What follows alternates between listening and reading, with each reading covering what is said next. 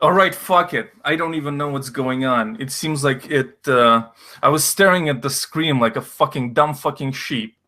But I shouldn't because this is going to be an amazing stream, the likes of which you haven't seen before, and maybe nobody will see because I don't see anybody watching us right now. So fuck it, we'll just do it for ourselves. This is the only stream any Canadian fucking douchebag with an effete voice can tell you how to clean your room. But it is precisely your real YouTube dad who tells you how to cry like a man. My grandfather was named Alexander, and when he was young in his village, a girl rejected him for a man with better facial structure, and so he decided to journey across Russia, and at the time it was the Soviet Union, so religion was repressed.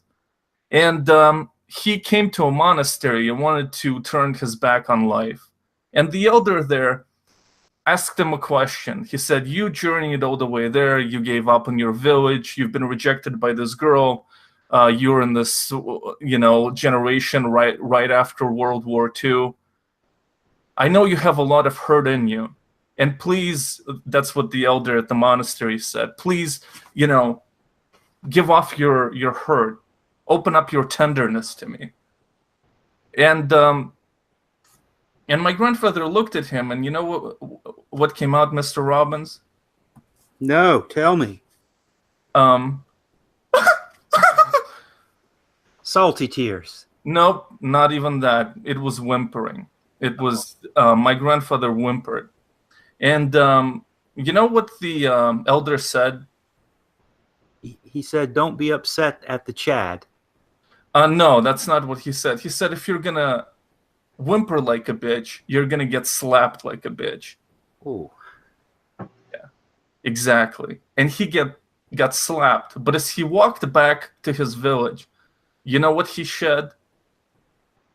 salty tears. No, fucking alpha tears, which is exactly what this fucking stream is about. It is about learning to fucking shed those masculine tears and becoming the 360-degree alpha. And it is precisely from my grandfather from whom I've learned how to be a real gentleman weeper. This is where we start. And this is what this stream is about. All right, my friends.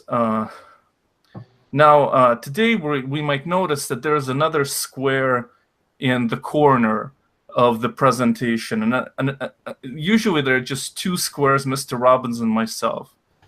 But today there is a third individual there. Now, what can I really say about him?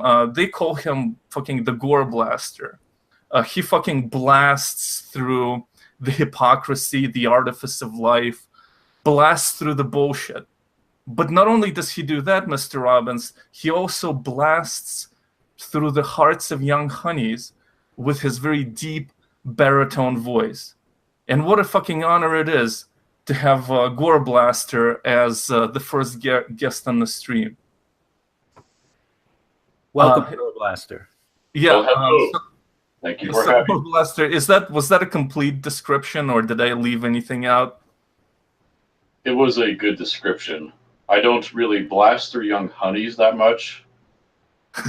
I probably could if I wanted to. Exactly. That's what that's all we care about. That's all we care about. So my girlfriend is younger than me, so. Yeah, but by how much? 5 years. Oh, 5 years. Well, there you go. 5.5 years. Almost 6. Yeah. Whoa. Now we're talking. Yes. That's the shit. Okay, so today we're gonna sort of meander a little bit into the news. Now, when we talk about news in the stream, we're talking more of like pathos news, like the news that really allows us to dive deep into the pathos of things. So they're kind of useless for the most part as news, but they might not be useless in terms of really exploring life. So we're going to have a few of those. And after that, we're going to leap right into narcissism. And a kind of a conflict between men and women. So I will describe how I lost my first American friend, who was a lady, and and within that, I will introduce Gore Blaster because I met him through her, and he became my first American friend who taught me how to, kill the first lady of the night. So that was useful as well with Gore Blaster. And then he will tell us about his adventures going into an MRA meeting in Dayton and what he found out what was there, and his kind of anthropological experience there. Well, sounds great. Do we start off with the news? Yeah, exactly. Let's start with the news. What do you have? Well, the first thing I came up with this week was an article in the New York Times about an e-cigarette company called Juul. Are you familiar with Juul as a vapor yourself? I think I might be, but a lot of the times they have different brands they release stuff from, so I probably it sounds familiar, but yeah. Well, what we've got going on here is that Juul, one of the largest e-cigarette manufacturers, have stated that they're going to halt sales of a number of their flavors, specifically the more kiddie type flavors like mango, fruit, cream, and cucumber. Mm-hmm. A lot of this seems to be in response to, I believe, the FDA, who want to crack down on a lot of what they see as marketing toward children. Mm-hmm. So I read this, and of course, with you as a vapor, you were one of the first people that came to mind, and how this might end up affecting a person like yourself. I was just wondering if whatever this forthcoming crackdown on vaping from the FDA is, number one, how that, are you feeling any angst or anxiety as a result of that? And secondly, I don't recall specifically which flavor you vape, but I thought it was a more kiddie type flavor, bubblegum or something. Okay, yeah. Well, that's the sort of the objection to the whole thing, because that's kind of complete bullshit that there are kiddie flavors, because there really aren't. In a sense that, like, vaping is not smoking, like nothing is burning. And when they say that, like the FDA wants to ban all the flavors aside from tobacco flavor from like convenience stores, and all the other flavors you can only buy at vaping stores.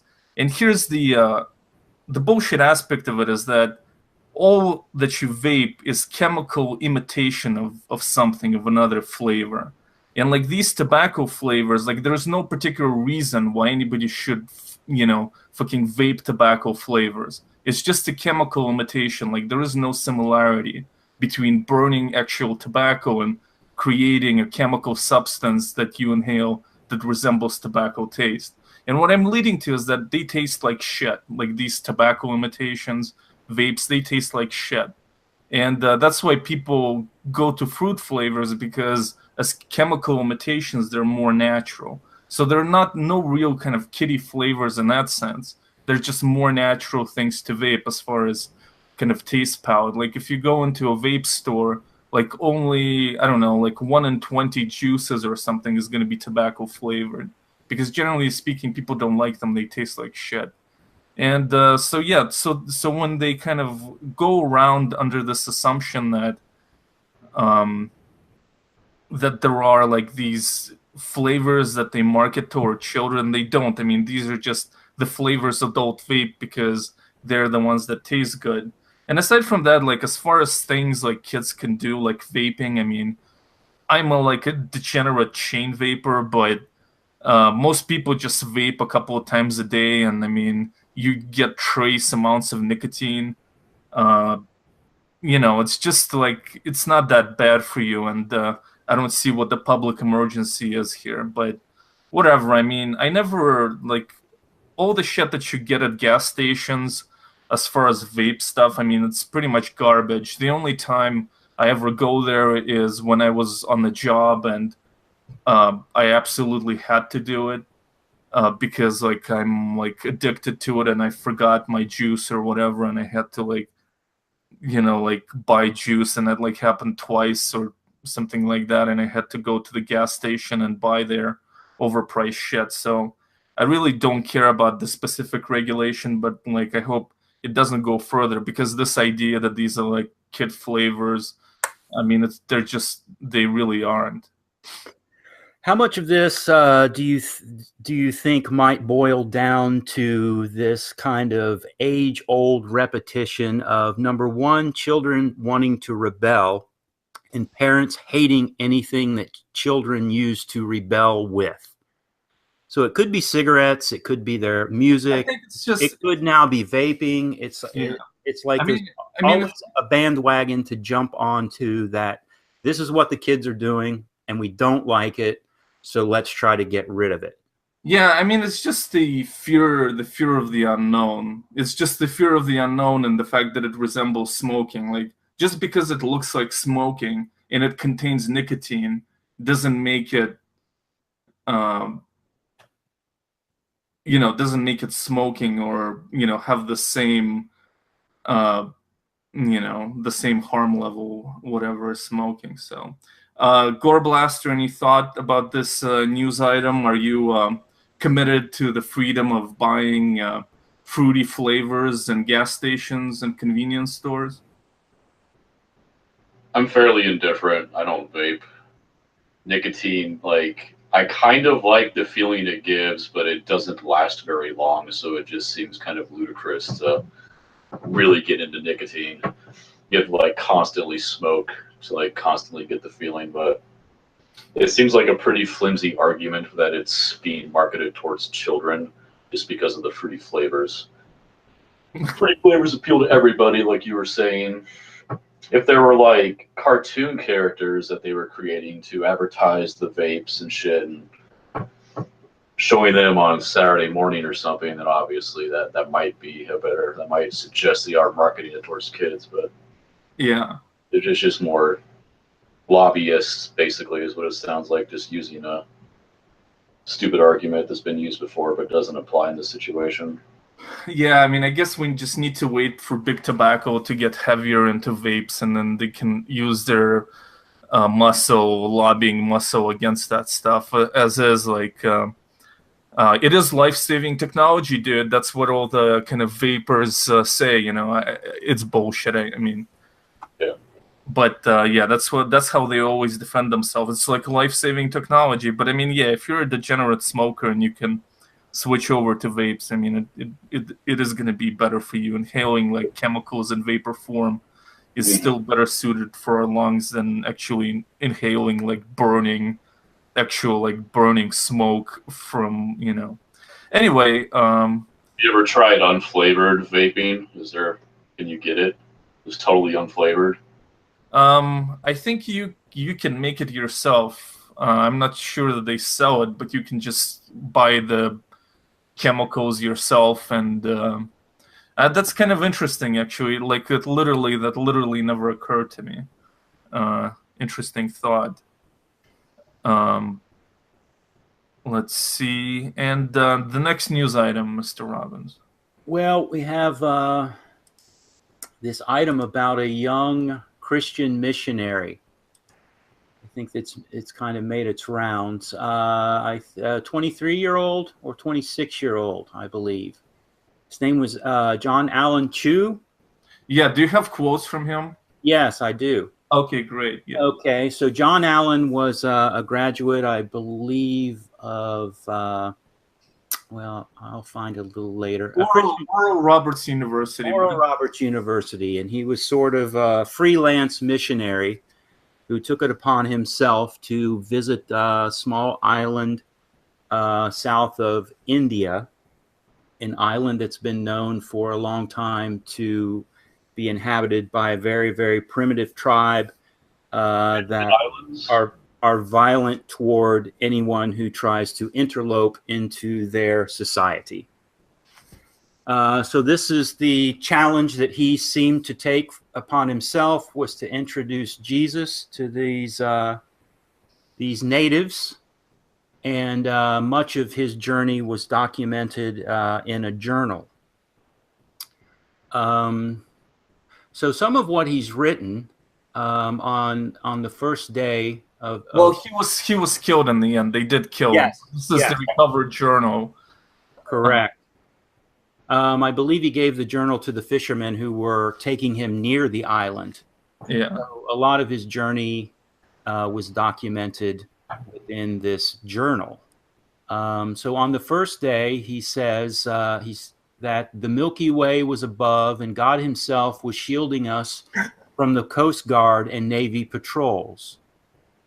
So obviously he was being shielded under God. Yeah. 2 armed sentinels came rushing out, yelling, he wrote. They had 2 arrows each, unstrung, until they got closer. I hollered, my name is John. I love you, and Jesus loves you. I felt some fear, but mainly was disappointed, he admitted. They didn't accept me right away. Now, I'm thinking he had this knowledge up front, so why that should be a shock, I'm not sure. He described a man wearing a white crown, possibly made of flowers, taking a leadership stance by standing atop the largest coral rock on the beach. The man yelled, and Mr. Chow tried to respond, singing some worship songs.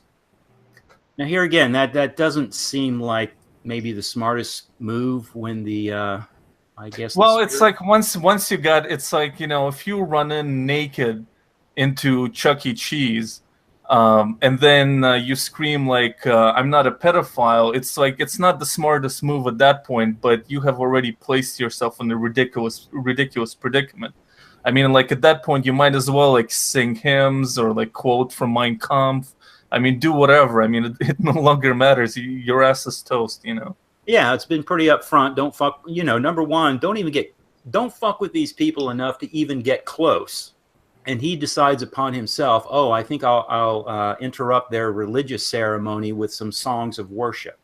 Yeah. Yeah, that didn't seem so smart. Encounters became more fraught when Mr. Chow tried to hand over fish and a bundle of gifts. A boy shot an arrow, quote, directly into my Bible, which I was holding. It was, I think he specified that it was a waterproof Bible. Yes, it was a waterproof Bible. Yeah. So what do you think was going through his mind? That was God trying to save him? That it was a sign that he was meant to be there? I mean, the Bible specifically, or? Well, that the Bible protected him from the shot of the arrow. Maybe. Yeah, I mean, maybe they were trying to shoot the Bible. I'm sorry? Maybe they were trying to shoot the Bible as a warning. Yeah. Yeah, well, they saw this precious object of his, and anyway, and any other entries from him? In one passage, he asked God if North Sentinel was, quote, Satan's last stronghold. In another, quote, what makes them become this defensive and hostile? I can answer that. Yeah. I've read about these people before. This is like the Andaman Islands, and this is North Sentinel Island. Humans have been there for about 60,000 years, I think. Each island has its own kind of little tribe and culture, and they pretty much get along. They commune a little bit. They have boats. It's obviously like fishing and stuff is what they thrive off of. But North Sentinel Island specifically first encountered Europeans in like the 1700s or something. I forget exactly when, but it was the British, and they came and like kidnapped some of them. And some of their kidnapped victims like died basically of grief, I think. But that was basically what set them off to start hating outsiders. And it's just that tribe specifically. But since then, they're just like, you guys came here and took our loved ones, and they died, so fuck you. So they're totally hostile towards all outsiders from then on. Yeah, and this seems to have been pretty common knowledge. Yeah, it's very common knowledge. Right. Before setting off that final day, Mr. Chow finished his note with a message to his family. The handwriting gets sloppier, the lines more crooked. Please do not be angry with them or at God if I get killed, he wrote. I love you all. Yeah. Well, what interested me, I guess, is the reaction to his killing on like Twitter and social media, where people were basically very flippant about it, or almost kind of celebratory about it, that this colonizer got repelled. And well, I mean, I guess. Well, I mean, here are my kind of thoughts on that. So that reaction was interesting to me because it's interesting how like a life of a person, and I think he's goofy, I think he's stupid. So I'm not justifying his actions, but I think that there's an interesting dynamic there where on the one hand, you know, when a guy like that dies because he's a Christian, he's from, and I'm talking relative to people on Twitter and social media, kind of left-wing kind of folks that kind of generally kind of make their whole politics around valuing life, and here almost kind of, you know, degrading him and attacking him seemingly at contrast with their values. But on the one hand, he comes from the dominant culture as a Christian. So they called him a colonizer, which I don't agree with. I mean, he's just a deluded kind of fundamentalist living on the edge of reality. And the second thing that they that is a more subtle thing, where it's like a bourgeois, like you can say whatever you want about him, but he lived outside of the norm. He kind of took risks, took insane risks, and had this. And the other part of it is just like, oh, you know, like if you go into that forest and you get raped, you kind of deserve it because I never go there. It's like there is a celebration of like, I don't know, like bourgeois, like timidity and confinement, in addition to kind of a rejoicing in like a person representing the dominant culture being killed by, you know, a primitive quote unquote culture. So I thought it was just interesting that kind of a callous approach to his life coming from these people specifically, even though I myself, like, I don't justify his actions, and I'll talk more about him, but I just wanted to hear your opinion. So Gore Blaster, now you, what was your, do you think that, what is your relation to his death? Do you see it as a victory of this culture over modernity, or are you indifferent to it? I mean, we can all agree that within this context, it is justified in the sense that, well, it's predictable in a sense that they clearly have indicated forever that they view all outsiders with hostility. But what are your thoughts about it, Gore Blaster? Do you rejoice in his death? I do rejoice in his death, very much so. Yeah. He was there to fuck with them and fuck with their culture, basically. He wasn't there just to hang out with them and be friends. He wanted to impose his doctrine upon them and change their way of life. So I fully support rejecting that. And he had, obviously, he knew that this was a possibility. So I mean, it's just, I think I don't like the fact that he did it because he knew this could happen, and they don't need any more bad publicity. They should just be left alone, in my opinion. Yeah. Well, yeah, I mean, we all agree they should be left alone. Mr. Robbins, what are your thoughts? Do you rejoice in his death? I don't rejoice in his death, and I take a slightly more sympathetic approach to this, I think. On the one hand, when this first came out, it kind of struck me as, you know, like if someone were to tell you, you know, don't go into that jungle and try to indoctrinate yourself with that group of wild chimps because they're eventually going to rip your face and balls off, and someone does it and it happens, I mean, it's hard to have sympathy for that person. But on the other hand, I mean, there does seem to be a significant element of kind of a martyrdom to him. And I wonder how much of that is indicative of maybe some sort of psychological or emotional problem. You know, that he'd throw himself into such an obviously dangerous situation with such little care for his life. Yeah. There is that part of me that says, well, I wonder if there isn't an element of sympathy to be had there for someone who may have been suffering from some kind of emotional or psychological imbalance or problem. Yeah. So I guess to the small degree that I have, some sympathy, it's from there. Maybe it was the Christian equivalent of like a jackass stunt. Here's to try to impress everybody if he's successful. Yeah, this island that's notoriously dangerous and impossible to convert, try to convert him. Yeah, there's something to it. Yeah, well, I mean, like Gore Blaster and others, and I, to some extent, I mean, celebrate these cultures for their a certain kind of purity, a purity of sentiment that they possess, a kind of a lack of neurosis of modernity and the fucking cellulite of modern civilization. But by the same token, if I look at this guy, I mean, there's also like a Don Quixote type purity of sentiment on this part, because I have been a religious fundamentalist. I mean, if he has been a Buddhist, this wouldn't have happened because Buddhists don't proselytize. But I can understand that religious fervor and total commitment. And so when people say that he's a colonizer, you have to imagine somebody for whom like Jesus is real. It's not just like a picture in your wall or like a plate, a thing you celebrate where you buy people gifts and Santa Claus, Coca-Cola Santa Claus and all that shit. Like, Jesus is real. Yeah, so that's the mental illness that Mr. Robbins was talking about. Exactly. Well, I mean, yeah, that Don Quixote analogy was great. Yeah, and so he, with this purity of sentiment, and then he has like a fetish for adventure and danger.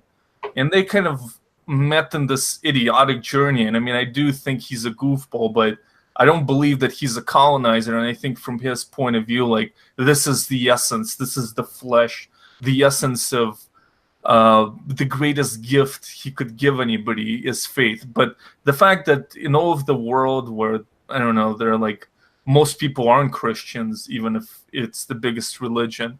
I mean, he decided to go there. I mean, there is something there to like fetish and a lust for adventure. And from what I understand, I mean, he's a Protestant, like Catholics tend not to do this shit. And Protestantism is like kind of boring unless you go like more and more fundamentalist. And I mean, he, fucking was a thrill seeker, but I don't rejoice in his death because I kind of see that kind of insane purity of sentiment in him that I kind of see in the tribesmen as well. Why is it a Protestant thing to want to convert everybody to their beliefs? Is that something that is actually, does it have basis in the Bible? Because to me, it just shows great insecurity that you can't just be happy that you found the big secret and the answer to life. You have to go out and make sure everyone else believes what you believe. That shows a lack of conviction in your belief, in my opinion. Yeah, I mean, no, it is in the Bible because Jesus told his disciples to spread his message. And the reason why, like, Islam and Christianity are the biggest religions is because they are thirsty for proselytizing. And like when Buddhism comes into a country, into a culture, it certainly becomes dominant, generally speaking, but it leaves like indigenous religions, at least on the sidelines. I don't want to romanticize Buddhism. I mean, because there were clashes also with the indigenous religions, but they're kind of left. They're often left, and there are like basically like the equivalent of pagans in like Tibet and other Buddhist countries. But those Christianity and Islam, they're totalitarian, and they spread. They have a successful gene for multiplication in the way that other religions don't, and that's why they dominate. Like it's like the three big religions. It's like Judaism, Christianity, and Islam, and you can tell which one doesn't proselytize. So yeah. All right. Well, anything else to add to this before we move on? Another interesting fact about the Andaman Islands. Remember that giant tsunami in 2004. Well, those islands are like right in the Indian Ocean. And everybody thought, oh crap, they're going to be like gone. They're going to be totally devastated. But somebody checked up on them and they were fine. They said that they knew that the tsunami was coming because the water receded first. So they just went inland to prepare for it. And they were totally fine. But yet, hundreds of thousands of modern people died. I don't know. I mean, like, the other thing about the society on this island is that it's like extremely small. It's just at maximum like 400 people, and I wonder like how pure things are there. I mean, it's just seems like incestuous, fucking, you know, like what is the proportion of men and women, and like what goes on that front. And it seems like that kind of, even though they are like a Stone Age, you could say a pure human society. On the other hand, they do exist on this in this artificial environment of an island where they have been pretty insulated. So I don't know how like it's kind of an interesting combination because well, it's like a very kind of a base way of living, but at the same time in kind of this artificial environment of an island where, you know, humans, I mean, haven't lived in that kind of a small of an environment. So it's kind of a contradiction. I don't know what goes on there. From what I've read, it's just like a egalitarian foraging society, basically. They don't even have chiefs. It's just people just gather food and share it, basically. And they have big orgies. One of the islands is known for like cuddling all the time. They just like to hug and cuddle all day. Interesting. Oh, Gore Blaster, I thought we were going to try to get away from the cuddling and the orgies. I had a sense that maybe you were coming into this as some sort of moral authority. You're this dream. You're undermined by his tenderness, the tenderness of his. I'm not supporting cuddling. I'm just saying that they do cuddle. No, I do like cuddling. I do. Okay, so what's the next item? Perhaps on a similar note, we've got this item that came across to me just today. It's not the most timeliest of news, but it affected me fairly deeply and personally. So I wanted to bring it out today, if nothing else, to, you know, get some other opinions on it. It's regarding a film release on Netflix from June of this year. The film that was released on there that they produced was called Desire. It was an Argentinian film, and apparently it created quite a degree of controversy because there's a scene in which an underage girl is portrayed having an orgasm. And apparently this was filmed to be very realistically, not at all tongue-in-cheek. And yeah, so from the community that seems to be very attuned to children's exploitation and pedophilia, this came out as a real stinker. So this wasn't actually an underage actress. It was, and I'm having a hard time pinning down her exact age, but I think I read somewhere that she may have been 10. Whoa! But yeah, she was not, to my knowledge, she was not filmed nude. It was just presented, I guess, in a realistic manner that this happened, and people are complaining that it's exploitative. And I see that part of the argument where this really hits home. Well, can I go through some of the comments? I think this will shine some light on the perspective that people are coming at this from. Okay, go ahead.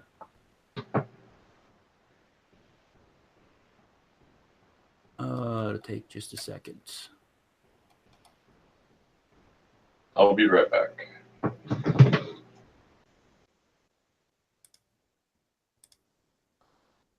Okay, here are some of the Twitter comments. Why does your platform continually promote pedophilia? The Desire movie and months ago with that disgusting cartoon. I don't know what cartoon they're referring to. Canceling subscription, and will be getting Family 2 as well. Netflix supports pedophiles and pedophilia. Another comment. No one is saying that masturbating and self-exploration isn't normal. It's called self-exploration, not self-exploitation is what I think they meant. Whether the girls knew what was happening or not does not matter. It will be used as a mode of exploitation within the pedophile community and the budding pedophiles who will get off on this scene. Yeah. Well, okay. I mean, what I'll say about this issue is I do think that it's bullshit. You know, like most fiction, like most creative output is utter and complete garbage. Most movies are shit. And so, like, bringing kids into it, like, I highly doubt that there's anything, I highly doubt that there is anything there that's worthy. You know, like, this is not going to be like fucking War and Peace or whatever, Mark Twain, or I don't know, Kafka. I mean, use any fucking, classic literature. This is going to be some piece of shit movie that they kind of use this girl for, to create kind of cheap controversy, to create some cheap kind of press for it. And, I do think that it's bullshit. And, like, I'm not saying that it's like some great, like, pedophile thing, but I'm just fucking tired of sexuality, frankly. Like, I really do, like, I'm not, like, culturally conservative, but I am kind of getting to be, like, temperamentally conservative. Like, there is just something to just fucking not, like, shoving fucking sexuality everywhere. Like, there's nothing really that profound about sexuality. Like, literally every fucking animal does it. And it's like, kind of using this kid for cheap publicity, and then, like, being, it's just these fucking assholes. They sit around in there and they're like, oh, kind of anticipating this whole dumb fucking debate where they would be encouraged to support pedophilia, and, that they were supporting pedophilia, and then they say, oh, no, it's art. Well, it's just fucking garbage. It's attention whoring fucking garbage. Like, Nabokov wrote Lolita, which I read a long time ago, and for aesthetic reasons, I wasn't a huge fan of it, and I do want to reread it. But there was no real kind of girl involved there. I mean, it's a book. Like, I wouldn't mind it in literature, but in movie, they specifically knew that they were going to be accused of exploiting this girl. They knew they were going to get some cheap publicity and, be on the fucking border of art and all that shit. And, and these are the same type of people who would be afraid probably to write in like a homophobic character in their, into their scripts, fearing that they would be accused of promoting homophobia. But they fucking push the borders here. So I do fucking think that it's so bullshit. What are your thoughts, Mr. Robbins? Well, you still haven't answered my question. If I keep my Netflix subscription, and I was on there today looking at some of the offerings. There were documentaries on Stanley Kubrick, plenty of things that I was interested in just doing Netflix and chill throughout this horrible upcoming Ohio winter. Mm-hmm. If I don't forsake my Netflix subscription, am I morally unprincipled? Am I supporting? No, I don't really. Yeah, I mean, I don't know that shit matters. I mean, our fucking phones are made in a totalitarian state where, like they put their Nobel laureate in prison, in literature. China did, and I mean, they kill political prisoners directly or indirectly, and so I don't know, like, if this Netflix account really matters. So, I wouldn't. I just think, like, I would, like, if there was some sort of a petition to, like, get that shit out of there, I would, because I think it's attention whoring. Gore Blaster, what are your thoughts on this? I didn't catch it all. So it's like there was underage sex in a movie. Well, there was a 10-year-old girl simulating an orgasm in a movie. Oh, That's on Netflix. In a Netflix film. So people, as a matter of moral principle, are saying, hey, if you're against pedophilia, then you need to drop your Netflix account. I'm coming from the perspective of someone who enjoys Netflix. I'm morally torn what to do. If holding Are on you to my... really? Are you really morally torn? I mean, you're not going to cancel Netflix out of this bullshit. No, absolutely not. Yeah. I'm trying to point out the absurdity of getting, up on this virtue signaling high horse that tells people you need to do this if you are moral enough to see how outrageous this is. Yeah. So Gore Blaster? Oh, it doesn't bother me at all. I don't care. Yeah. I mean, right. it's a consensual act. It wasn't like depicting child rape or anything. Yeah. Even if I do think, like I said, I do think it's a crock of shit, and I'm tired of just this idea that this is like there's something profound in sexuality. I mean, it could be like invested with a lot of drama, sexuality can be, but it's just fucking annoying. And I agree. It's a basic biological impulse, and people capitalize on it because so many people are sex obsessed and or sex deprived. So it's like just an easy sell, basically. yeah, Is it actually good? Like, is this scene important to the story? Does it have any merit artistically? well, Mr. Robbins isn't gonna admit to watching it over and over. No, I'm just kidding around. No, that's something else. I did look for the scene, but yeah, if I die tomorrow, my browsing history, please tell them that it was due to the writing and some of this. Yeah, the critical analysis. All right. So, is there another story, Mr. Robbins? Do you have another story for us? Nope, that's really it for the news. Okay. Well, I have a fucking news item of my own. It really doesn't. I guess the reason I'm bringing it up is just because we're on Patreon, and this lady wasn't on Patreon, but there was a person on my channel that would comment periodically, and her username was Men Are the Problem. She was a radical feminist, and I haven't heard from her in a while, and I was wondering, what happened, and I did study the issue. I did look her up, and it turned out that her channel was banned by YouTube because of her content. And on the next channel that she started, she said it could be the whiny men who got her banned, but it could have been somebody else. Now, Mr. Robbins, would you venture a guess as to who that would be?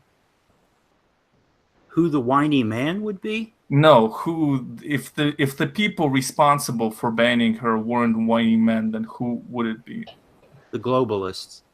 Nope, it's the transgenders, because she was. That's true. Yes, I did see some of her content. Yeah, she did really think that male to female transgenders are reinforcing gender roles, and that biological sex is set, and was bringing out that allegedly some of these transgenders were abusing women. Yeah, that was an interesting perspective from a feminist. So yeah, she had a lot going on. She's on the fringe there, so thought that was an interesting story. Well, that's all I've got as far as the news. All right, so now, Gore Blaster, are you ready to introduce our next topic in the voice of a Star Trek character? Are you? Yes, I am. Okay, great. Go ahead. A man is not a man without a young honey's tender touch. But what of the emptiness left by a father who just didn't care? Will that void disappear with a tender tickle from the furry brows of General Secretary Leonid Brezhnev?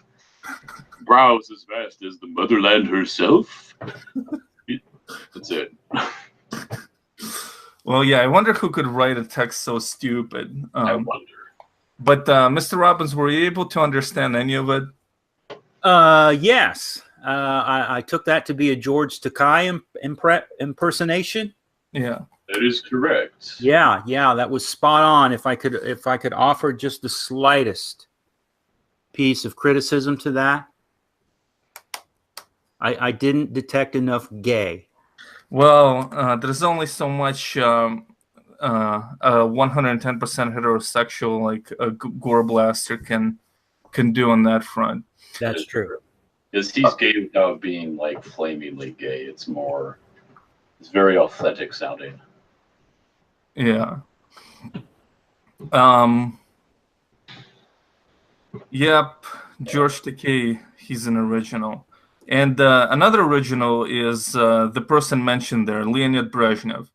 And actually, this is not being ironic. When I was researching my, video about the Soviet Union, I did become kind of mesmerized by the figure of Leonid Brezhnev. And there was, I don't know, something in him. I guess something like a deep ease with himself. He kind of reminded me of like that kind of a fat Buddhist figure in like Chinese restaurants. I'm sorry? The laughing Buddha. Right. It's not Buddha. It's like a Chinese monk who would give away presents. He's just like the Chinese Buddhist Santa Claus archetype. But anyway, yeah, him. So I kind of thought that Brezhnev was photogenic in his own way. So I guess we can review his pictures and see if it triggers in us any sort of paternal feelings, or well, I guess they would be like a kind of longing toward like a kind, wise grandfather or a father or something like that. So, Mr. Robbins, are you ready to open yourself up for this? Yes. Okay. That was, I don't know how authentic that was, but of a reply, but it really doesn't matter because I already fucking prepared the dumb picture, so.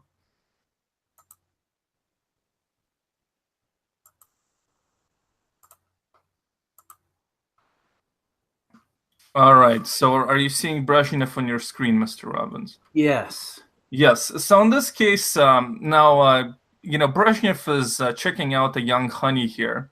And does this, would this, if Brezhnev was your father, or Brezhnev was a prospective father figure for you, Mr. Robbins, are you alienated by this at all, by this hint of, well, more than a hint of desire?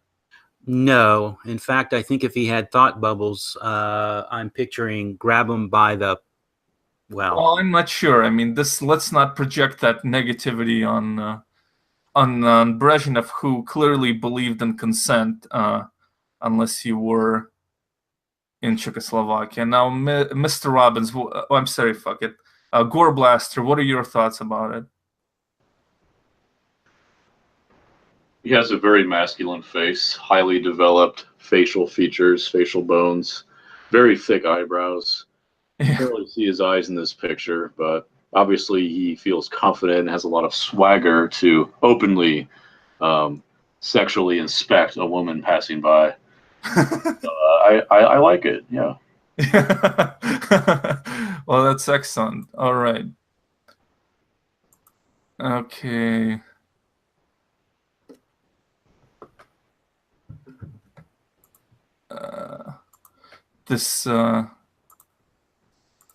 Okay, there we go. It was showing Gore Blaster because that's where the sound was emanating from. All right, so we here have like a friendly, smiling Leonid Brezhnev, just kind of that old devil.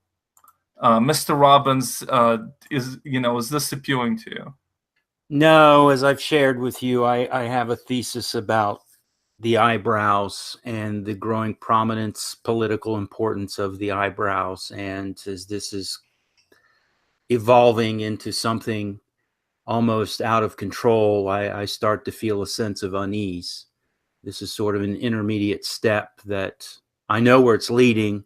Okay, okay. Well, right. You see it kind of like telling a blonde not to run into the forest, into the woods, relative to like in the deep and sinister woods of a horror movie here with Brezhnev brows. But Yeah. if you can for a moment let go of that thesis, because I feel that it's going to bias you toward the other 10 pictures of Leonid Brezhnev here, because that sentiment cannot define your reaction to every picture aside from it. What are your feelings? Is this dad? Is this dad? This is a jolly man. Um, Eyebrows aside, yeah, it's somebody I consider sitting down and having a drink with, sharing some stories. Okay, Gore Blaster. He looks kind of like a mutated rat king in this picture. How many teeth does he have? Wow.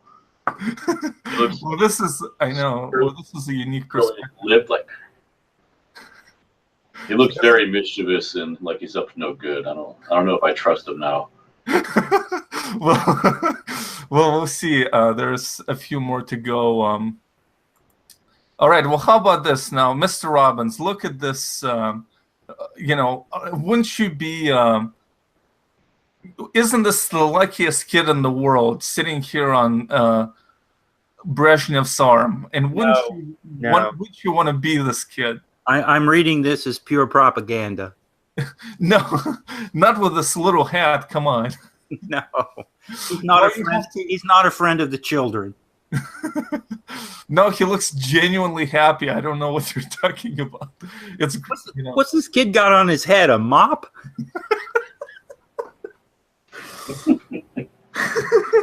Was that the state of Russia at the time, that they put mops on their hats and peddled them, or mops on their heads and peddled them as hats? Well, listen, this was Brezhnev's Russia. This is recycling. It's communist recycling. look how cute it looks, you know. It's how you denigrate your children. You turn them into a mop and actually use them to wipe the floor. It teaches them how to be obedient and submissive. No, you guys are reading it wrong. I mean, I think this is a perfectly fine picture. Well, anyway, let's move on. This is the existentialist, like French New Wave Brezhnev over here. Now, is this somebody, Mr. Robbins, you'd like to sit down and have a coffee with? Sure. He's got kind of, like you say, the Camus or Sartre aesthetic going on there. The cigarette, the spindly arms with the heavier body. He seems like an all right guy there. All right, Gore Blaster. It's becoming apparent that he has a pretty large head, common trait in alpha males. You look at cats, for instance. The male cats, if their gonads are intact, will develop large, like, facial pads, and they have these big faces. It's the same thing with alpha human males, too. Orangutans are another example. They get these big, huge faces. So he has that going on. I find it kind of intimidating, I guess, because I have kind of like a normal to smallish head and face. Yeah. I mean, I have a pretty big head, but it's kind of proportional to my body. Yeah. All right. Well, interesting thoughts. I haven't, well, look how much Brezhnev inspires in us. And so in this case, we have a sort of a kind of a Abercrombie and Fitch, or however the company name, like a Lacoste Brezhnev. I guess Gore Blaster, I'll start with you this time. Like, do you feel that he has sold out here? Like, this is not the dad, not the proletarian leader you would want? No, I think he's just enjoying the fruits of his labor and lobbying here. It reminds me of Robin Leach, from Lifestyles of the Rich and Famous. the sunglasses and the windbreaker and his hair perfect with the wind. And the gold watch, of course. So yeah, the high res, you can see how gritty his face is. Look at the creases around his eyes. Yeah. You can tell someone enjoys life because they have those creases around their eyes. It means they laugh a lot. Yeah. Zippers down a little bit to show his white undershirt, an homage to the working class, perhaps. Yeah, I don't know. I don't think this picture went out to the working class because he's wearing here, I think, a French watch for like tens of thousands of dollars. So I don't think this one was from a private collection. Mr. Robbins, are you disappointed in him? No, in fact, I think I've got this one nailed. This is JFK 100%. If you were to do a simple Google image search of JFK on Manitou, you'd see exactly what I'm talking about. Yeah, and actually this is what one of our viewers, one of our few viewers has pointed out as well. Kennedy Brezhnev, that's exactly it. Yeah, I mean, actually, like, this is like so correct that like it something like an association hovered in the back of my mind with this picture, but I really wasn't sure of it. But now I am. Like now I realize what was there. Well, anyway, let's get ready for the next one. This is Brezhnev on the hunt. This time not for young honeys, but for actual game. Mr. Robbins, what do you think? It's actually very stylish in a sense. Like it's a very nice arrangement. Like he really kind of stylishly blends into the environment here, almost like some sort of a strange model. But I mean, still Brezhnev. Like if he was like a fit guy, with the same exact outfit, you wouldn't, like this would be a very stylish picture. Yeah, this whole thing's kind of throwing me off. I think it's the sweater. It's like, is he going hunting or is he going to a Christmas party? And to have that little fig at the top of his hat. I mean, what the fuck is that? No, like that's why I included it here.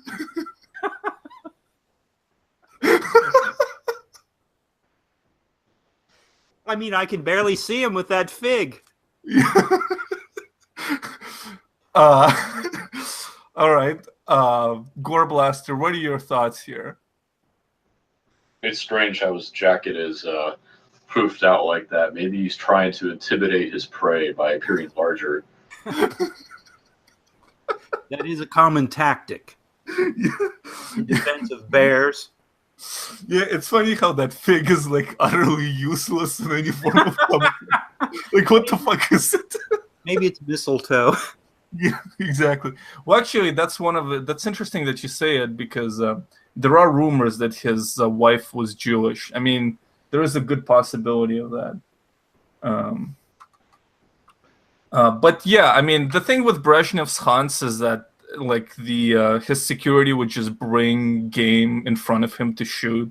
Like a lot of the time, he would just sit in this house, in this like wooden hunter's house, and they would just hoard these animals for him to shoot.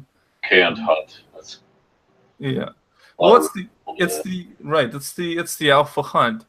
All right, so let's get ready for the next one. Oh, whoa! Oh my. To me, this is the most alpha picture because he obviously doesn't care about having a conventionally beautiful body at all. That's a matter of contention. Well, that's why I like Brezhnev. I mean, he's very comfortable with himself. Mr. Robbins, what are your objections to this? Oh, number one, boobs. Number two, is that underwear? Is that swimwear? Yeah, I think it's swimwear, and it's kind of transparent. The thing is, it's like he's got so much going on there between the boobs and the swimwear that we've neglected the eyebrows. Over the course of time, they're evolving.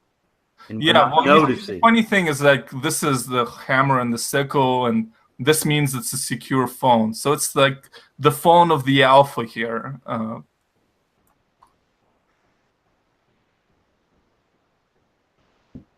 Yeah, so he looked undead. His eyes are like white. Yeah. he no, I kind of like this picture. Like might as well not give a shit, why not? Why try to be a boy toy when you're a man? So fuck you, Mr. Robbins. Well, okay. Okay. All right, so here Oh. so here he is in another kind of in a pimp coat, a kind of Siberian pimp coat. Mr. Robbins, what do you think? Is he kind of highlighting, kind of, having a cigarette, kind of as a really kind of looking like a pimp, frankly, next to Gerald Ford? Yeah, exactly. He's got kind of a Rat Pack thing going on, with the cigarette, looking cool with the coat. I'm digging that. Yeah, I mean, he is an amazing. Well, maybe he's like the king of the barbarians or something, highlighting like the foreignness of Russia with his coat and a kind of a Game of Thrones thing going on there. Yeah, exactly. I mean, he really predid the Game of Thrones. Now, Gore Blaster, what are your thoughts? Well, he does look kind of Mongolian, so perhaps he does have those barbarian genes. Yeah. I like how he's not even looking at Gerald Ford as he shakes his hand. He's holding a cigarette. He obviously doesn't really care or respect this man. Everyone else in the room is just staring at him with adoration, with those submissive smiles that chimpanzees make. He's clearly the dominant person here. Whoa, the alpha compared to Gerald Ford. Yeah, well, yeah, I mean, you can analyze Brezhnev forever, but we have only so many pictures left. Like the irons. Well, this is an older Brezhnev already, kind of toward the decline, and you can really tell it by the growth of the eyebrows, because they're about to get out of control. I don't know. I don't really have much to say about this picture. He was extremely vain about his medals, and he would constantly be awarded medals.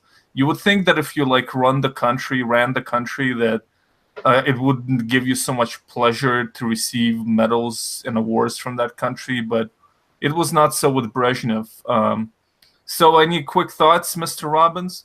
No, it's just, we're seeing the evolution of the brows, and I would suggest or say the jowls as well. Yeah. Yeah, that's about it. Yeah, this is not the same Brezhnev we saw just a few moments ago checking out the young honey. And Gore Blaster? I'm just curious about what he did to earn each of these medals. Does it get to a point where they just start giving you medals for random things that you would have done anyway? Basically, I mean, he is the head of the country, so he just got a bunch of medals, but they are largely undeserved. He did fight in World War II, but he was like a political part of the political forces, effectively making sure that the soldiers toe the party line. So I mean, he really wasn't in the thick of battle by any means. The middle manager, basically, in the war. Kind of, yeah. I mean, even worse than a manager. I mean, he could get people killed or whatever if they were subversive. I mean, just making sure that people didn't get wild while they were outside of the country fighting the Nazis. So that's kind of what he did. So yeah, these are undeserved. Okay, now this one. Yeah. Well, I mean, maybe a man secure with his masculinity who's not afraid of these kinds of fraternal embraces, Mr. Robbins. You're not buying it? Well, as you know, I'm working more toward self-development, toward a more enlightened masculinity. I guess I'm just not. I'm not quite there yet. And it doesn't help that they're old men kissing. Well, they're not. Well, yeah, and I don't know what's going on because there is a tradition of kissing on the cheeks, but I don't know what's going on with Brezhnev. I mean, he really did. I don't think anybody else really did this. I mean, Stalin, maybe he would kiss somebody on the cheek, but I mean, Brezhnev really went in there. Do you think this was a matter of miscommunication that both guys went for the cheek? Well, one guy went for the cheek and the other guy went for the cheek. Yeah, and it ended up at a collision. yeah. I Both, neither one was aware enough of what was going on to turn their head. yeah. All right, and yeah. I mean, I don't. I really. I'm befuddled by this. And the Gore Blaster. Oh, I don't know. Yeah. Yeah, No strong reaction to this one. not really. I mean, it's okay to kiss each other on the lips in some cultures, I believe. Is that the Yeah. case in Russia? Um, Not anymore. But kissing on the it kind of was to an extent, but primarily between like relatives. And this almost seems like too romantic. Yeah. The more I look at it, I see Brezhnev with the open mouth, as if maybe he's going to probe a bit with the tongue. Yeah. Well, we're getting too deep into this, so let's see. Well, here. It's like he has two scalps and all that. Two hairlines, yeah. Holy shit. Well, this is I think he was just a big fan of the Batman series.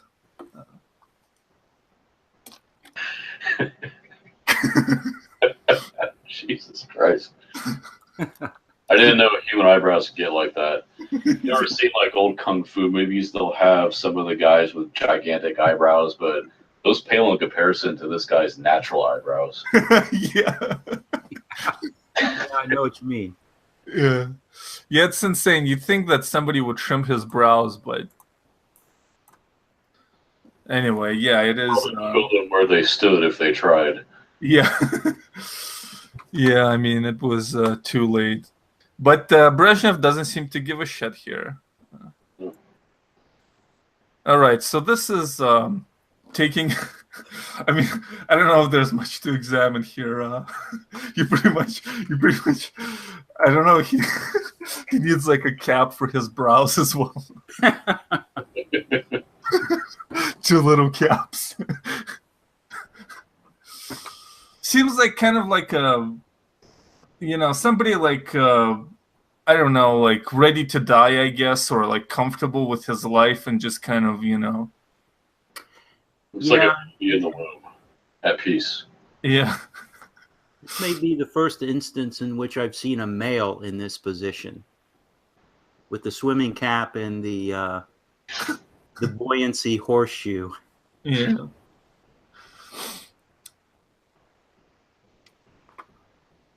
All right. How about this one? This is the final picture. This one I'm kind of liking. He's moving more into a position of like, what was that show on HBO? Entourage. No, with the New Jersey mob. Oh, Sopranos. Yeah. Yeah, he's going full Sopranos here. Yeah. I like this. Yeah, I like his expression. Like, it's just kind of a very authentic expression. Like, I have nothing else to prove. I mean, he does have all these fucking undeserved medals. I mean, this is the highest award in the Soviet Union. It's like the Medal of Honor. It looks like he just ordered 5 million people to their deaths and doesn't care. Yeah. Well, no, Brezhnev wasn't that bloodthirsty. Well, and for the final prize, I can't leave you hanging without actually hearing him speak, because it is sort of amazing in and of itself. This is him giving address to children, to the Soviet children.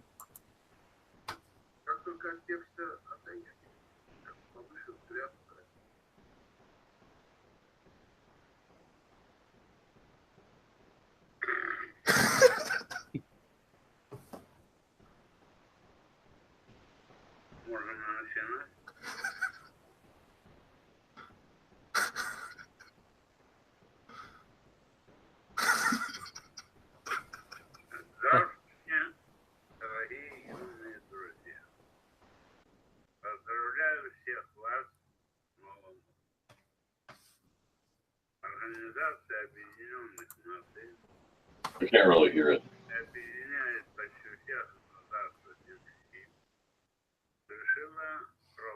Can you hear it, Robbins? Slightly. Okay. Well, anyway, I guess forget it. But I mean, she came out, she, you know, she did something with the brows. I mean, he's at least got people around him to advise him, you know, fashion-wise.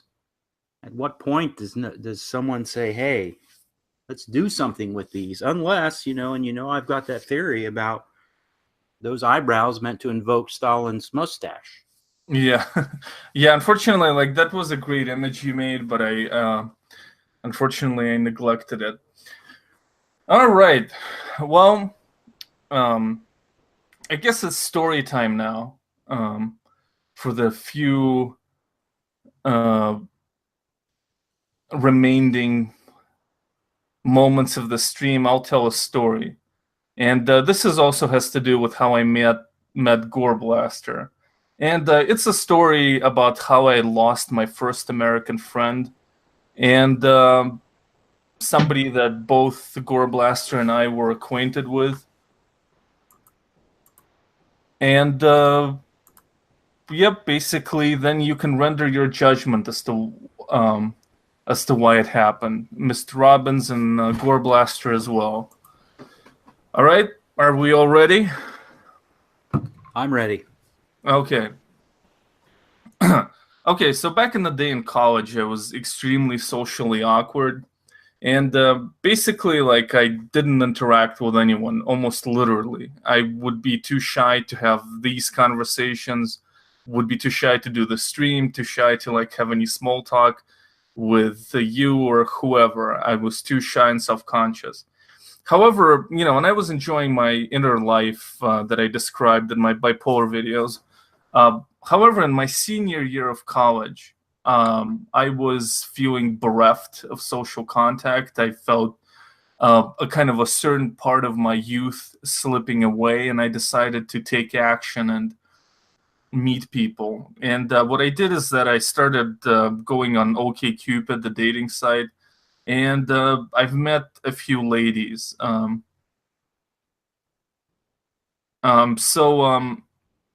You know, these ladies I wasn't interested in, wasn't attracted to for a variety of reasons, and but one of them was Catherine, which is a pseudonym.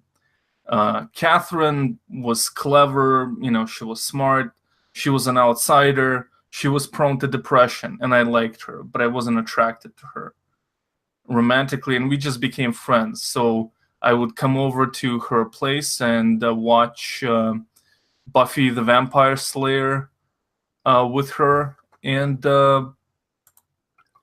you know, although I did kind of make fun of it, and she didn't like it, but anyway, I would, you know, she was my first American friend. Like, from the time I came here when I was 12 until I was like 22 or however old I was at the time, I never really had like a real conversation with an American, like a prolonged, like, soul-to-soul conversation or whatever, until I met Catherine.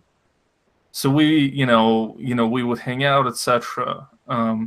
You know, then I moved to Seattle, and she stayed in Ohio. And one time I received a message from her, an email, that said, "You are the love of my life." So I didn't know how to react to that. I kind of thought it was a joke, and I reacted poorly by writing, "That makes two of us." Mr. Robbins, do you get it? I think so. I'm following. Yeah. So basically, it's just I'm the love of my own life as well. That was the joke, and I regret saying it. It was, insensitive, but I didn't take it seriously. I was kind of clueless, and maybe she was just drunk and she didn't mean it. And so we stayed in touch, and then after I had to return to Ohio because of my depression, like mania depression, because I went on a manic spree, spent money, and I ended up here again. And we were basically hanging out again, and always had like decent relationship, decent friendship. Okay, so anyway, let's fucking fast forward to 2014, and in 2014 she was living with a few kind of roommates in like a, I don't know, like Gore Blaster, would you call them bohemian hipsters, or like how would you describe the scene there? Bohemian hipsters. Well, I mean, like they weren't like just like middle class. Like there was something, or were they just middle class? Like was there like a deviation in that house from middle class It's ethos? not much middle class hipster. Maybe they seemed a little special because you knew them, we knew them, perhaps. But I think from an outside observer, they would just be hipsters. Well, yeah, they would be hipsters. I guess they would be like fail son, fail daughters in some ways, I guess. Because Catherine was not supposed to like, I mean, she was college educated. She wasn't like supposed to work in a wherever she worked in some. Yeah. Okay, so they were like failed daughters. They're like hipster failed daughters in the Midwest, and they would have like these parties that Catherine would organize. And that's actually where myself and Gore Blaster have met at one of these parties. And Technically, that was before they moved in. This was still when Caitlin lived with her parents. is that when we first met? Yeah, and she lived with her parents until like 29 or 30. But I mean, she was living. I don't think she was 30 at the time when she was living with those girls. I don't know. Maybe 28, whatever. Yeah. Well, anyway, whatever. I guess I don't fucking remember where I met you, but we basically started developing, I guess, a friendship at at these parties, and everybody would do their thing, and Gore Blaster and I would talk about fucking animals, the purity of animals to the extent that they live in a better mental state than we do, or uncorrupted by fucking human abstract reasoning, and kind of primitive tribes and Buddhism. Do you remember any other topics? I think our first conversation was about Buddhism, and we were like, "Oh, but if you want to be a Buddhist monk, you cannot have sex. You cannot have a girlfriend. Could you deal with that?" And I was like, "I don't have a girlfriend." And then you started really probing into my personal life, like, "When was the last time you had sex?" Like, I don't know, maybe a month ago. It's like, "Who was it with?" Catherine. Oh, what'd you do? Oh, she gave me a blowjob. Then I realized I was sharing these personal details that she's like right over there that I should not be sharing with somebody I don't even know. It's kind of funny, I guess. Yeah, I don't remember that. I guess I was like in a different state of mind because that's not how like I communicate now. But yeah, I mean, did you find that off-putting at the time, or? No, it was interesting that somebody was so direct and didn't care about faux pas and shit like that. Yeah. Yeah. Yeah, so right, so Gore Blaster and I have met, and actually I started to spiral into depression, and I would hang out with Gore Blaster a lot in order to be social and like trying to do those things people say, like get out of the house. But Gore Blaster lived in like this historic house that was kind of like very beautiful, but also like kind of gothic and well. I mean, it wasn't explicitly Gothic in architecture or whatever, but it was like very kind of like a haunted house type shit. And we would just sit there in his like small room, like it was something out of Dostoevsky. And sometimes we would just sit in silence. Like, do you remember those times, Gore Blaster? I do, yeah. Yeah. Well, it is memorable interactions, like I do, and I have a theory that you kind of liked me more then than you do now. Like I was more pure and kind of more like kind of crazy and like demented or something. Now I've become more boring. Would you say that this is true? Or I'm not sure. I liked it when you were all about Buddhism and yeah, then became a nihilist. So now you don't care, but I'm you still know I'm about. I'm kind of starting to get back into it, but more on like a dual core where on the one hand I still believe it, even like the reincarnation and stuff like that, but then the official party line is that I don't, but I can't, it's not sustainable for me to be a nihilist, I think. No, it definitely isn't. But it's sort of inevitable to become a nihilist if you have any intelligence, in my opinion. Um, I just think that it's fine to have narratives, as long as you have a perspective that they could be bullshit and you don't superimpose them on others. But it's like I don't see what's the need like to have this commitment to nihilism and suffering. It's almost like fucking Christianity sneaking up on you, where you're like the suffering Christ nihilist, except you reject Christ, all that bullshit. I don't see why like not believe in some shit. Um, but anyway, okay. So one of the people there living with her, like one of her roommates, was this girl. Fucking, I'll call her fucking Marsha, whatever the fuck. And she's like conventionally hot, like she's just conventionally like really attractive. Would you say that this is true, Gore Blaster? That is true. Yeah, like a lot of men were like pining for her. And as I was hanging out there in that house with these parties, she started to show interest in me.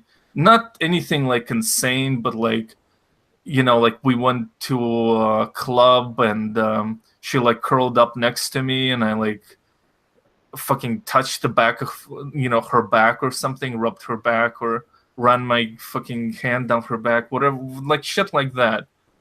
And then she like invited me to hang out, like, but the thing about it, what was funny about it is even though she is very attractive, like I was kind of going into depression at that time and I was no longer able to focus on conversations for long periods of time, and really kind of my ability to enjoy life was seeping out of me.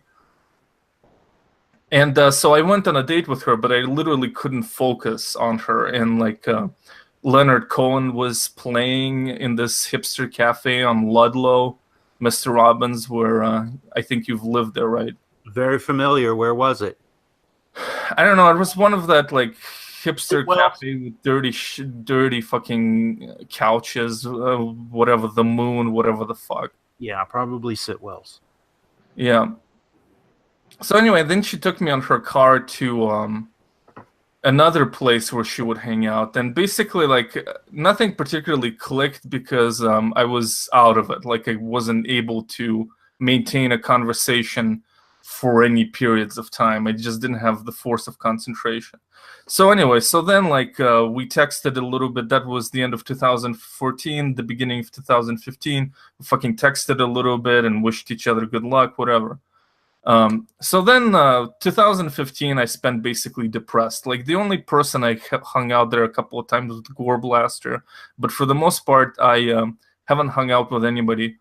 Gore Blaster, do you remember that one time when we took a walk in that park after going to in 2015, after going to that pub, Riverside, whatever, and then I ran away and had to go home? Oh, because you started feeling anxious? Yeah. Yeah, I remember that. Yeah, so that time I was they were, before giving me lithium, they were putting me on all these antipsychotics I was trying out, and this one like made me so anxious. It was like I still remember this experience. It was like something like beyond anxiety. I forget the clinical term for it, but anyway, I came home that day and I started fucking cutting my leg with a knife, but not too deep.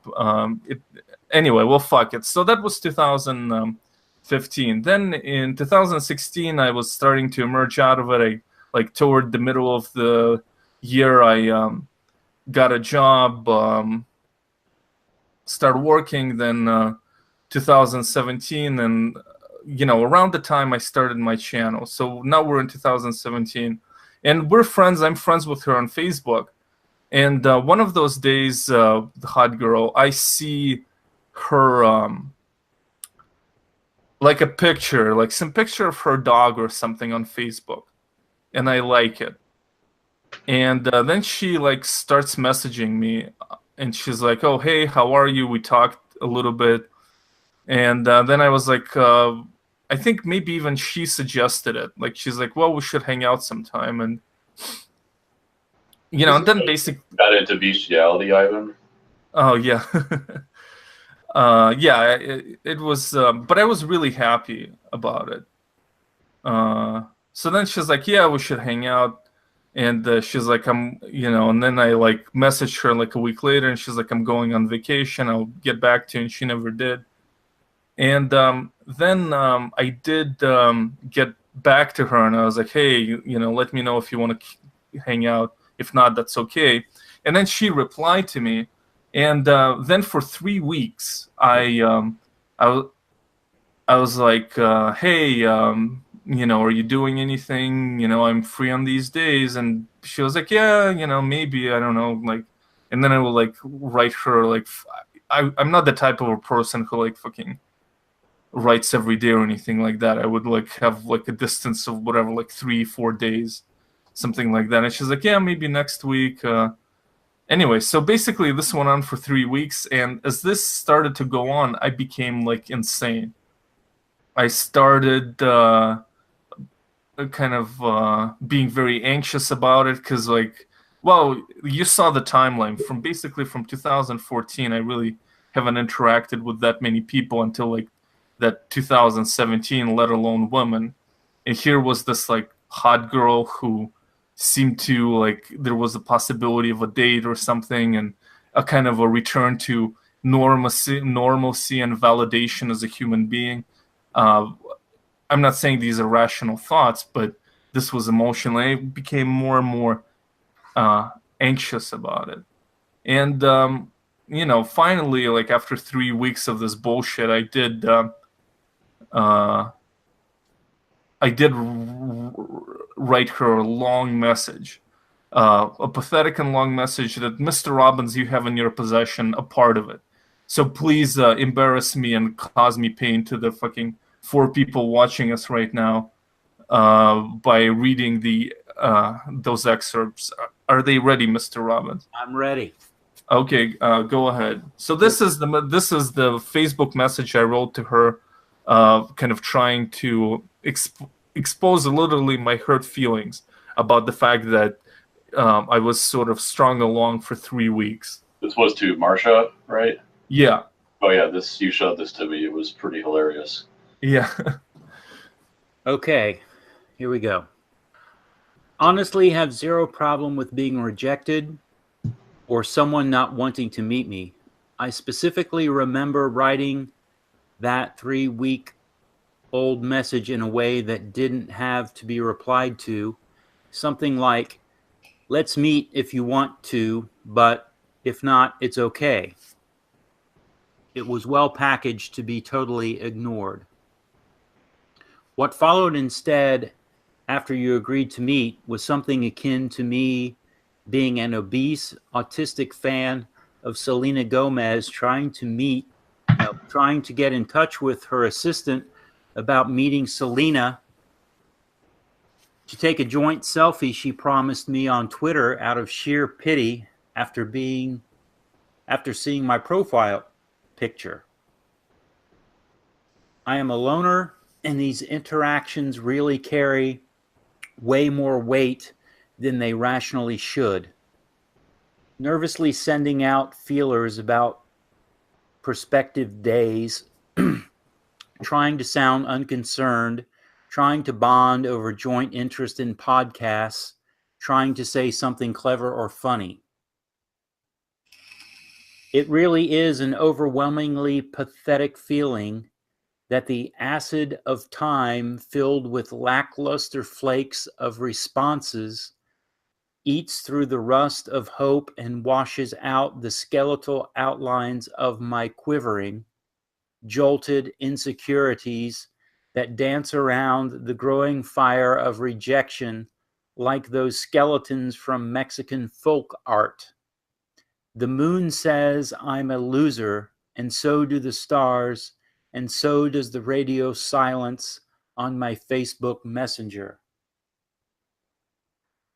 You are a beautiful girl, so I can see how men can appear like scheming, thirsty ghosts, a surplus commodity, their humanity flickering in and out like the fluorescent lights in a horror movie train station.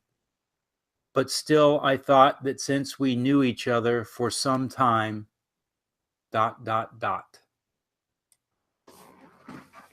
Yeah, so that's basically was my thesis, that yeah, everybody's trying to get into her pants, but I thought I would be more human to at least like not kind of string me along for 3 weeks, especially since I exactly like did write that message to her in a way that could be ignored. It's like, hey, let's hang out, but if you don't want to, be well, kind of shit. So that's precisely because I knew her. I felt that she shouldn't have hurt my feelings like that. But that's why I wrote this. I mean, and this is just, there were like a good 3 paragraphs more of it, but this was the core of it. What is your response to this note, Mr. Roberts? Do you find it unhinged?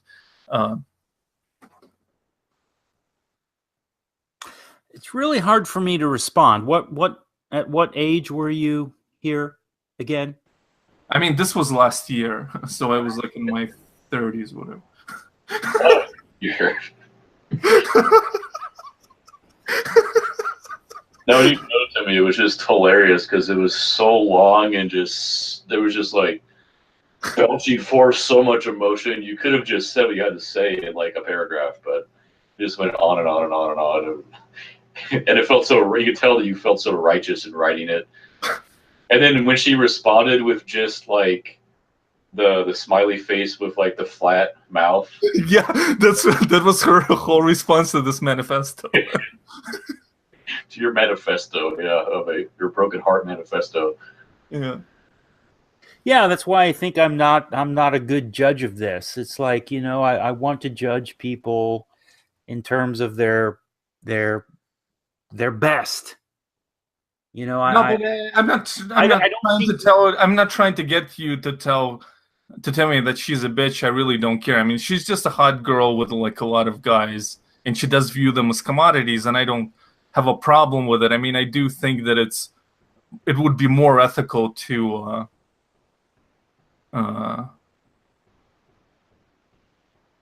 to treat me differently, but I just sense that my default interpretation is one of sympathy. Okay. And genuineness.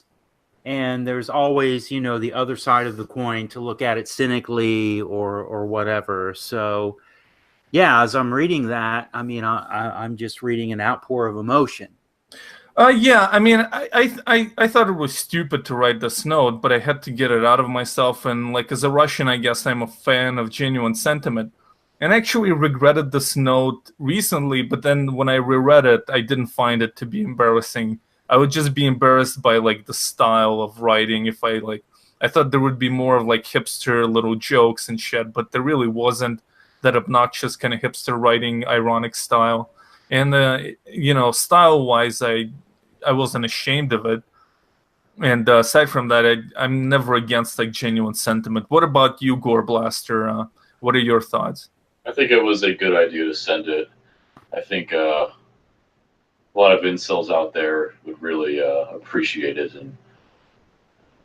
But I mean, your relationship with her was not going to go anywhere anyway, so it was either send that and kind of have an emotional purging, and then maybe down the road you could be friends or even date her or something. But otherwise, it would have just been silence and stagnation and nothing. So why not? Yeah, exactly. I don't know. I definitely don't want to be praised by incels. I hate them, but probably helped you get over. Yeah. Too. Yeah, it's like whatever. Hopefully, I hurt her feelings, because I did specifically, like in the part I've omitted from what Mr. Robbins said at the end of that note, I did kind of praise her, like say, I'm sure you're a good person, but it's always like, to me at least, like the most hurtful insults are one that Like you're kind of a piece of shit, but you're also like a good person. Like if it's not coded in that, well, anyway, Gore Blaster, does this resonate what I'm saying? Like how if I said, you're a really smart guy. Well, anyway, do you know what I'm saying? Or What are you saying? well, anyway, fuck it. I was just saying that I was trying to hurt her feelings by praising her at the end. Yeah, it's kind of like you're kind of a shitty person, but you're also awesome in these regards. Anyway, fuck it. Who gives a shit? Okay, we're moving on. So this is Marcia, and she is one of the best friends of Catherine. And so with Catherine, like when I was depressed, I really didn't talk to anybody much, and didn't talk to her much. But then we had a good conversation one day, and on Facebook. And then in like 2017, after this happened, going into this year, I have tried to hang out with her a couple of times because she actually became a lesbian and now she lives in Kentucky. And I was just curious about her new life and her new, sinful lifestyle, as I call it. Well, anyway. She's a pseudo lesbian. She wants it for the victim status and acting like she's oppressed. She's been, a bisexual woman her entire adult life or whatever. Now she's this oppressed lesbian so she could bitch about not having a safe space on Facebook and get a bunch of thumbs up and shit like that. I mean, I haven't seen that on her Facebook, but when she first became a lesbian, she would post shit like that. There are all these straight people wearing Ugg boots at this bar. It's supposed to be a safe space for lesbians. Well, anyway, so and I kind of wondered like why. So anyway, so this is this year after Marcia. So I assume Marcia told Catherine about it and probably showed her this note, Mr. Robbins, that she read, and so I tried to hang out with her on a number of occasions in 2018. Like, again, I never spam anybody with messages, but I would like write her 1 month as like, hey, let's hang out, no response. Then like 3 months later, hey, let's hang out. And then like I did it finally the third time in a year. And when I received no response, I fucking unfriended her, and a lot of our like people I fucking became Facebook friends through her. Since then, I did have some like, I can't say that I'm devastated by it, but she was a friend of mine for a long time, and I just assume we're gonna just be friends for forever or something, or for a long time. I mean, it was a casual, long-term,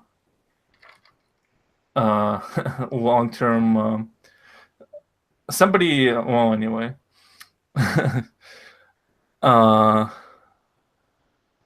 So yeah, that's basically it. Gore Blaster, what are your thoughts about the end of this friendship? I'm kind of curious why you chose Marcia as the pseudonym for the conventionally hot girl. Is that like Stephanie in Russia or something? Because Marcia is like one of the least hot-sounding names you could have picked. Well, it's like the Brady Bunch, I guess. Marcia, wasn't she hot? It's a very outdated name, though. Marcia makes you think of old ladies these days. Oh, yeah. But anyway. I thought with going with Masha, and then they said Marcia. Masha, yeah, that's like a hot Russian name, right? Yeah, I guess. I mean, all Russian names are hot, Gore Blaster. Oh, yes. Usually Ivan. Yeah, Ivan, yeah. Okay, so do you have any specific theory you'd like to share with us? Or do you... Well, I know you don't give a shit, but any theories as to why this happened? Why Caitlin ignored you? Oh, yeah.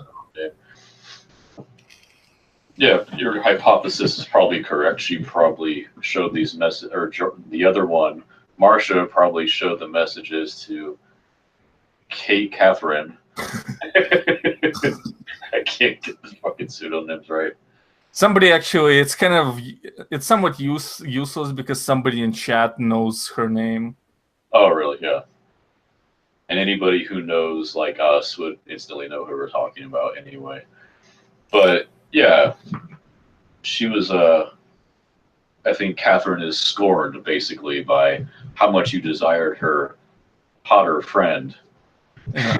how you did not desire her and reciprocate her love for you, basically. I think that's what happened. So, Well, I mean, I think there are two kind of possibilities here. Like that's like one of them that she kind of was jealous by this crafted emo-ness directed. But I think that's kind of one theory. That's what would be the more flattering theory to me. But the other one is that, like, when she met her, I was this innocent doofus. Like, I was just this kind of like a very innocent, like almost like asexual kind of a guy. You know, like it's like, you know how you have like a friendly old black man at the park, and you just want him to remain asexual. Like, you don't want to hear about how he, like, you know, banged broads in Vietnam or something. yeah. Yes. Yeah. Well, right. So I would be kind of like that innocent, sort of like fucking, I don't know, innocent, clever fucking immigrant, like an innocent kind of ethereal Ivan. And then, like, when I start, well, even though I hit on her hot friend in the most emo and pathetic of ways, nevertheless, when I start doing it, she gets the douche shows. And I'm just another fucking horny, desperate dude, you know, seeing this thing she must have seen 100 times because her friend is really hot. You know, just another dude trying to get that honey, you know. So she might have gotten the douche chills from that. So before, you know, we all kill each other because nobody gives a shit about this, Mr. Robbins, like, very quick, what is what is your theory out of these two theories, like, or whatever, as to you know, why this friendship ended? Man, I'm having a hard time keeping up with this.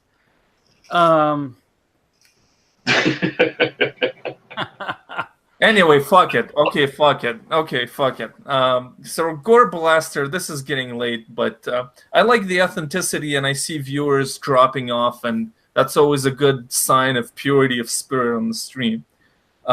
So before we go, Gore Blaster, please share with us the story of how you ventured to the MRA meeting in here in Ohio.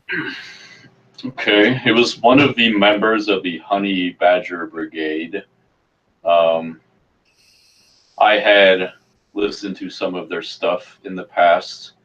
One of them had some very good philosophical ideas that were quite thought-provoking. So I was kind of interested in what they had to say, not all the time. You know, I didn't agree with everything every one of them would say, etc., or the causes they would herald and shit, but I was just interested, basically.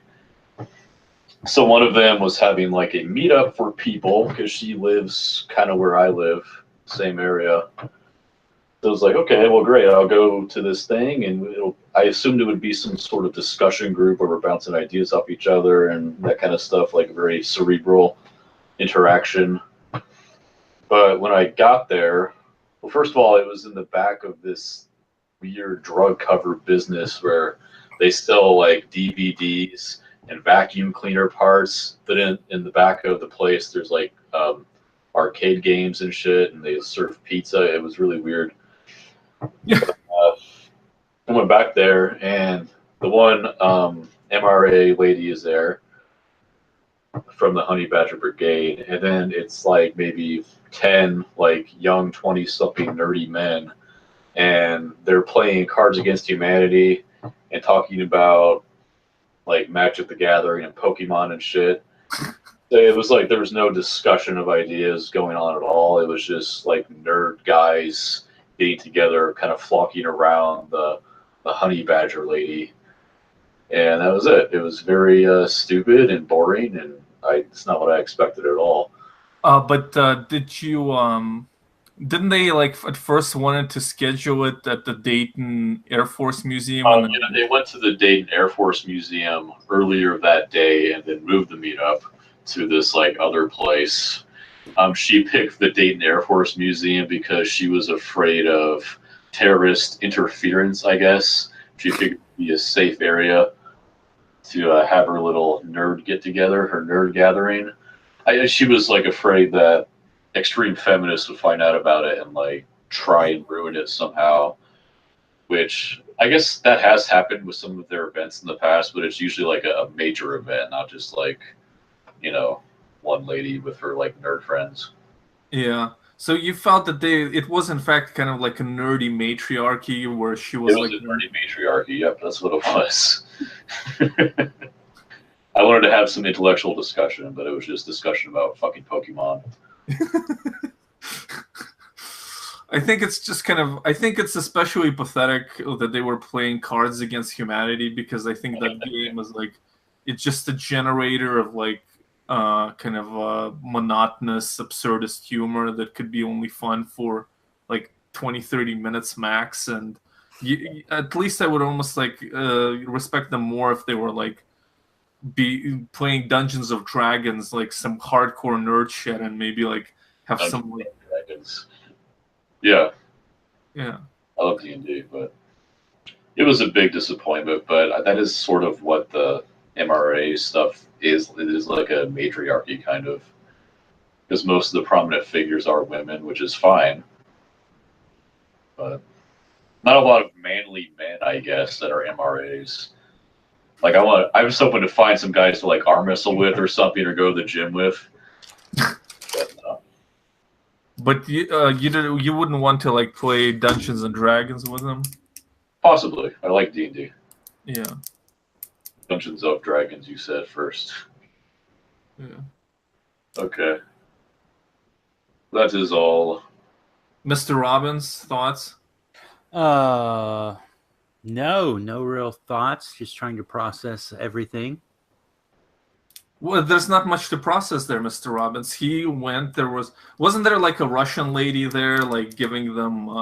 There was a random Russian lady making sure I had plenty of pizza. I don't know if she was an employee or with somebody there, but it was weird. Well, Yeah. I guess my question would be what pizza? Because and I hate to make this shameless plug of anything that I do, but I've tried to get this thing, Pizza Patriotism, off the ground, and it's never quite worked. Burning different pizzas that support Burning different pizzas. It's a political statement about pizzas, so I'm questioning whether or not within the men's MRA movement, if there is a particular brand of pizza that's predominant. Well, at this event, it was the kind of pizza you could only get at amusement parks and arcades and shit like that. Like maybe Chuck E. Cheese has this kind. It was like that kind. It's like the shittiest of generic pizza. Yeah. But it's special because it's not available directly to consumers. Well, this doesn't really help my movement. Yeah. No. Well, I mean, I think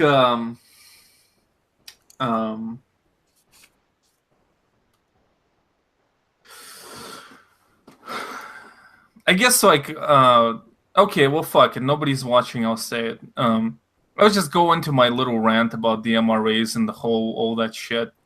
And I'm not talking about you, Gore Blaster, but just kind of overall in general. It's just sort of like my problem with it is just it's so fucking whiny. It's just so fucking whiny. Like in one of my videos, like sometimes I film these videos forever and I get angry and angrier, but just because I'm like sitting in a room and I'm getting sweatier like for 2 hours watching a video that like not that many people are gonna watch. In this case, I was talking about incels and I got progressively more frustrated with my existence, and I just said they should all kill themselves. And there was a nice guy who was an MRA who used to like be one of the big fans or subscribers to my channel, and he wrote, and he clearly was not happy with this, and he wrote in the comments.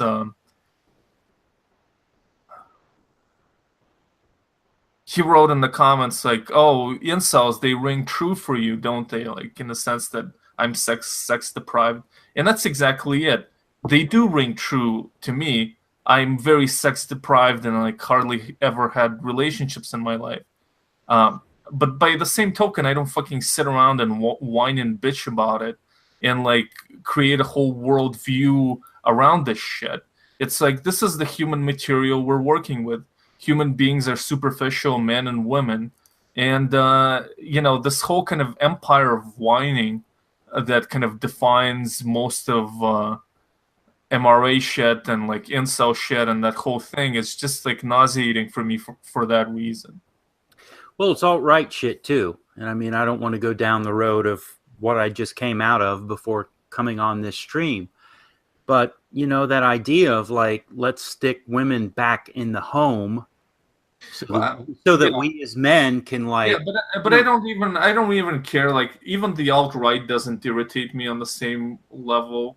Like somebody who believes in stupid like gender norms that we should go back to the whatever 19th century, like this is stupid, but it doesn't like I feel that they're undermining like the last remnants of masculinity. Like they take the idea of being men and reduce it to this continuous whining. All right, you're not getting laid. Of course, there is a tenderness and a kind of a fulfillment as a human being that's absent when you don't have a young honey on your lap or whatever. But fuck it, you know, just be a man, stop bitching, and like move on with your life. You can read shit and do other things with your life without like a partner. You know, it's just everything. Like everything is a fucking conspiracy of unfairness against them. It's just like shut the fuck up and like, you know, fucking handle it like a man. You know, like it's like the incels always say like one of their things is like, I'm gonna lay down and die. Well, fucking lay down and die, you scum. Put fucking... Even that is so whiny. Just put a fucking shotgun barrel into your head and fucking blow it off like a man without like fucking whining and bitching all the time. Gore Blaster, do you know? Well, I mean, a lot of MRAs are whiny, a lot of incels are whiny, etc. But all these types of groups are whiny. Everyone is complaining about being a victim because they're a certain gender, a certain race, etc., and they're just whining and trying to get free shit, basically. I think when your position is that you're a man and I'm not being treated fairly, that's not a very strong position because no one cares, basically, about what men want, what a man wants. And part of what the MRAs, some of them are about, is they believe that society does not see men as having vulnerability, as being able to be treated unfairly. Society sees men as being more powerful inherently or whatever, unless they get treated with less compassion, which I think there is some validity to that claim. But yeah, I'm not an MRA. I'm not anything like that, because I'm not just gonna like whine. I'm just gonna accept how things are and try to do the best I can with my life. Because no one gives a shit, you know. Yeah, I mean, it's like my kind of like I agree that like a lot of leftists have like a cartoonish view of being a man or a white man, isn't to say like you're in some sort of a country club where you're just automatically promoted, you know, to well. It's like, yeah, you're in an exclusive club where like people give you shit, and I'm not saying that people don't have privileges or white men don't have certain privileges, but there is a kind of a cartoonish ideas there. But I just don't interact with these people, and just from being like on YouTube, like I used to be more triggered by SJWs, but when I like got into deep YouTube solely because I have a channel and I kind of glance at that shit, there's such a huge industry of bitching and whining about feminists and this huge anti-SJW industry where people make videos about the same shit over and over again, and like all the snagging and psychoanalyzing of women, hypergamy, all that shit. And it really has kind of like, I hate the anti-SJWs more than I hate like obnoxious leftists at this point. All right, friends, is this it? The end of the stream then? Yes. All right. Mr. Robbins, final thoughts? No final thoughts. Okay. All right, my friends. Thank you. This is what the message of the stream is. It's okay to cry. I always said, and that's the whole kind of idea of the stream is please cry like a man. Just don't fucking whimper before you do. Straight for anal, straight for a fat, fucking powerful, salty alpha tier that when it fucking drops, you know, if a lady hurts your feelings, look her in the eye and drop a salty tear, you know. She doesn't expect it, fucking. She wants you to whimper in pain. Fucking a defiant stare at that harlot who has hurt your feelings. That's what we're about here on the stream. Thank you for watching.